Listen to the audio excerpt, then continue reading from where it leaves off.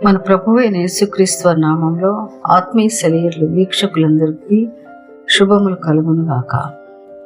ప్రార్థన ద్వారా కుమారుని సంపాదించుకుని స్వకీయ సంపాద్యమని అనుకొనక మొక్కు తీర్చుకుని విపత్కర పరిస్థితుల్లో ఇశ్రాయేలుకు గొప్ప ప్రవక్తగా, న్యాయాధిపతిగా దేవుని సేవించి ఇశ్రాయేలులో సమాధానాన్ని నెలకొల్పి తల్లులందరూ బిడ్డల కొరకు ప్రార్థించాలని, ప్రపంచానికి గొప్ప నాయకులను అందించాలని అమర సత్యానికి ఆవిర్భావం పలికిన సమూయేలు తల్లి హన్నా.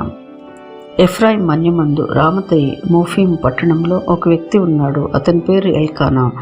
అతనికి 2 భార్యలు ఉన్నారు. ఒక భార్య హన్నా, రెండవ భార్య పెనిన్నా. పెనిన్నాకు పిల్లలు కలిగారు, కానీ హన్నాకు పిల్లలు లేరు. హన్నాకు సౌత్పూర్ ఎక్కువగా ఉండేది. తన భర్త అయిన ఎల్కానా ఆమెను చాలా ప్రేమతో చూచుకునేవాడు. అయినప్పటికీ పెనిన్నా ముందు హన్నా తలదించుకునే పరిస్థితి. ఎల్కానాకు హన్నా ఎంతో ఇష్టమైనందున ఆమెకు 2 పాళ్ళు, పెనిన్నాకు 1 పాలు ఇచ్చిచుండేవాడు. ఎల్కానా ప్రతి సంవత్సరము షిలోహులో ఉన్న దేవుని మందిరానికి వెళ్ళి సైన్యములకు అధిపతి అయిన యెహోవాకు మొక్కుటకును బలి అర్పించుటకును ఆసక్తి కలిగి ఉండేవాడు. అయితే హన్నాకు దేవుడిని యెహోవా సంతు లేకుండా చేసినని బైబిల్ గ్రంథంలో వ్రాయబడి ఉన్నది. హన్నా అను పేరుకు అర్థం కృప పొందిన స్త్రీ.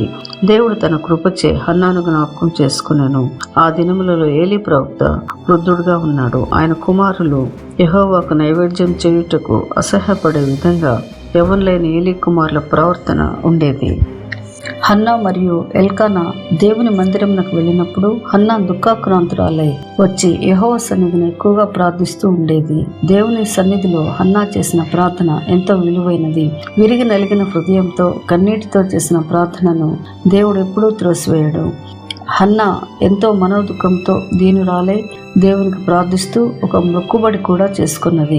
సైన్యములకు అధిపతి యెహోవా, నీ సేవకురాలైన నన్ను మరువక జ్ఞాపకం చేసుకుని నీ సేవకురాలైన నాకు మగపిల్లవాణిని దయచేసిన ఎడల వాని తల మీదికి క్షౌరపు కత్తి ఎన్నటికీ రానియక వాడు బ్రతుకు దినములన్నీ నేను వానిని యెహోవా బాబు నీకు అప్పగింతునని మొక్కుబడి చేసుకునేను. అంతేకాక యాజకుడైన ఏలీ నోట కూడా నువ్వు జాగ్రత్తగా వెళ్ళు, ఇశ్రాయేలు దేవునితో నీవు చేసుకుని మనవి ఆయన దయచేయును గాక అని చెప్పబడినది. హన్నా దేవుని దయందును యాజకుని దయందును అనగా మనుషుల దయందును వర్ధిల్లబడింది. ఆమె దేవుని స్తుతిస్తూ దేవుని దయందు నమ్మకం ఉంచి ఆ రోజు నుండి భోజనం చేర్చు దుఃఖంగా ఉండటం మానివేసినది. ఆమె యాజకుడైన ఏలీతో నీ సేవకురాలనైన నేను నీ దృష్టికి కృప పొందునుగాక అని చెప్పగల స్థితికి వచ్చినది. దేవుని సన్నిధిలో మనం ప్రార్థించినప్పుడు తప్పక బలం పొందుతాము, మానసిక ధైర్యం కలుగుతుంది. పరిశుద్ధాత్ముడు మనల్ని నడిపిస్తాడు, ప్రోత్సహిస్తాడు. వారు మనవి చేర్చుండగా నేను ఆలకించెదను. యెషయా గ్రంథం 65వ అధ్యాయము 24వ వచనం. దేవుని సన్నిధిలో తాను మొక్కుకున్న విధంగా మొక్కుబడి తీర్చుకున్నది హన్నా. దేవుడు హన్నాను జ్ఞాపకం చేసుకుని కుమారుని అనుగ్రహించినప్పుడు ఆమె ఆ బిడ్డకు సమూయేలు అని పేరు పెట్టినది. సమూయేలు అన్న మాటకు దేవునికి మొక్కుకొనుట అని అర్థము. సమూయేలుకి పాలు మాన్పించిన తరువాత అతడు ఇంకా చిన్నవాడుగా ఉన్నప్పుడు ఆ బాలుని తీసుకుని 3 కోడెలను, తూమెడి పిండిని, ద్రాక్షారసపు తిత్తిని తీసుకొని షిలోహులోని మందిరంకు తీసుకొని వచ్చి దేవునికి ప్రతిష్ఠించినది హన్నా. దేవునికి స్తుతియాగం చేయుము, మహోన్నతునికి నీ మొక్కుబడులను చెల్లించుము. ఆపత్కాలమున నీవు నన్ను గూర్చి మొరపెట్టుము, నేను నిన్ను విడిపించెదను, నీవు నన్ను మహిమపరచెదవు. కీర్తనల గ్రంథం 50వ కీర్తన 14-15 వచనములు. హన్నా ఆ చిన్న బాలుని దేవుని మందిరంలో వదిలి వెళ్ళేటప్పుడు ఎంతో బాధను అనుభవించినదో ఈరోజు మనము మన పిల్లలను మొదటిగా స్కూల్లో చేర్చి ఇంటికి వచ్చేటప్పుడు ప్రతి తల్లి ఏడవకుండా ఉండదు. ఆ కొద్ది గంటలకే ఆమె తల్లి ఎంతో దుఃఖపడుతుంది. కానీ హన్నా సమూయేలును సంవత్సరానికి ఒకసారి మాత్రమే చూచేది. బాలుడైన సమూయేలు నారతో చేయబడిన ఏఫోదు ధరించుకుని యెహోవాకు పరిచర్య చేస్తూ ఉండేవాడు. హన్నా ఆ బిడ్డకు ఒక చిన్న అంగి కుట్టి ఏటేటా బలి అర్పించుటకు తన భర్తతో పాటు వస్తూ ఉండేది. అనేక సంవత్సరాల తర్వాత పుట్టిన కుమారుని దేవుని పరిచర్యకు సమర్పించిన ఈమె త్యాగం ఎంత గొప్పది. ఆమె త్యాగ ఫలితంగా యెహోవా దేవుడు మరలా హన్నాను దర్శింపగా ఆమెకు 3 కుమారులు 2 కుమార్తెలు కలిగారు. అయితే బాలుడగు సమూయేలు యెహోవా సన్నిధిలో ఎదుగుతూ ఉన్నాడు. సమూయేలు యెహోవాకు ప్రవక్తగా స్థిరపడినని దాను మొదలుకొని బెయేర్షెబా వరకు ఇశ్రాయేలీయులందరూ తెలుసుకున్నారు. సమూయేలు మొదటి గ్రంథం 3వ అధ్యాయము 20వ వచనం.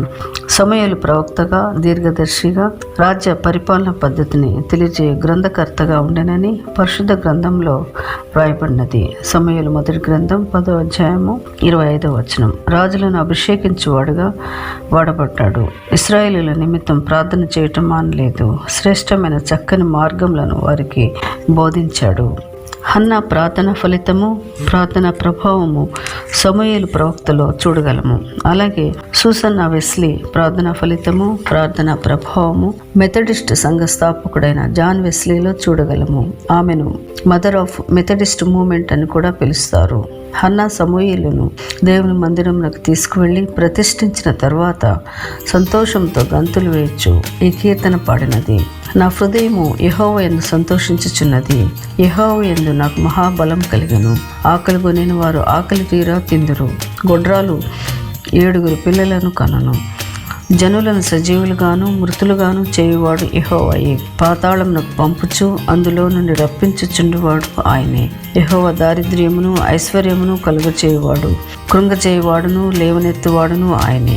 దరిద్రులను అధికారులతో కూర్చుండబెట్టుటకును, మహిమగల సింహాసనమును స్వతంత్రింపచేయుటకును వారిని మంటిలో నుండి ఎత్తువాడు ఆయనే. లేమిగల వారిని పెంట కుప్ప మీద నుండి లేవనెత్తువాడు ఆయనే. సమూయేలు మొదటి గ్రంథం 2వ అధ్యాయం 1 నుండి 8 వచనములు. ఆయన సంతులేని దానిని ఇల్లాలుగాను, కుమారుల సంతోషం తల్లిగాను చేయును. యెహోవాను స్తుతించుడి. కీర్తన గ్రంథం 113:9. ఈ ఛానల్ మీకు నచ్చినట్లయితే లైక్ చేయండి, సబ్స్క్రైబ్ చేయండి, ఇతరులకు షేర్ చేయండి. దేవుడు మిమ్మల్ని ఆశీర్వదించునుగాక.